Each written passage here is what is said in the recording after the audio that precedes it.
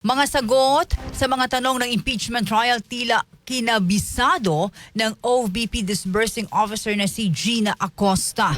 Detalye ng balitang yan mula kay Rajuman Grace Mariano. RMN Live Report!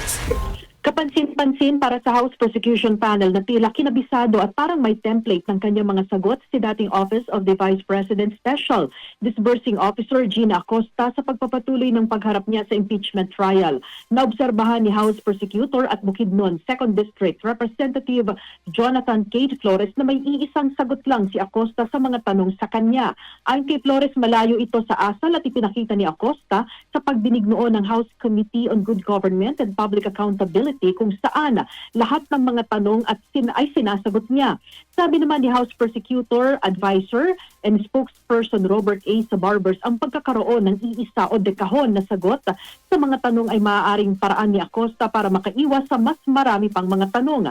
Dagdag pa ni Barbers, pwedeng less talk, less mistake lang si Acosta o nagiging maingat sa pagsagot upang makaiwas sa pagkakamali. Hindi ko naman sinasabing na coach, no?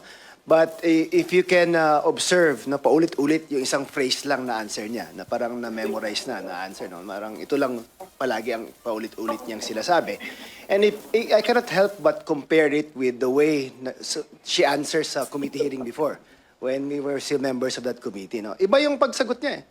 It's very, mas responsive siya, hindi isang sentence lang ang sagot niya na paulit-ulit, and mas siguro, mas sinasagot niya yung mga tanong dati. Ngayon, unfortunately, no, parang, yun nga, everyone can observe naman.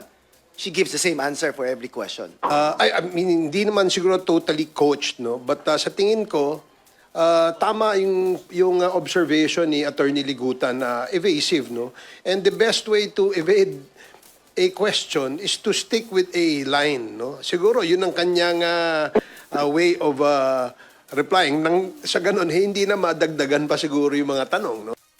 Sa impeachment trial ay unang pinuna ni Private Prosecutor Attorney Amando Virgil Ligutan ang paulit-ulit na sagot ni Acosta na ibinigay niya kay Colonel Raymond Dante La Chica ang kabuang 500 million pesos na confidential funds dahil ito ang may alam at eksperto sa pagpapatupad ng mga proyekto at programa kaugnay sa confidential activities.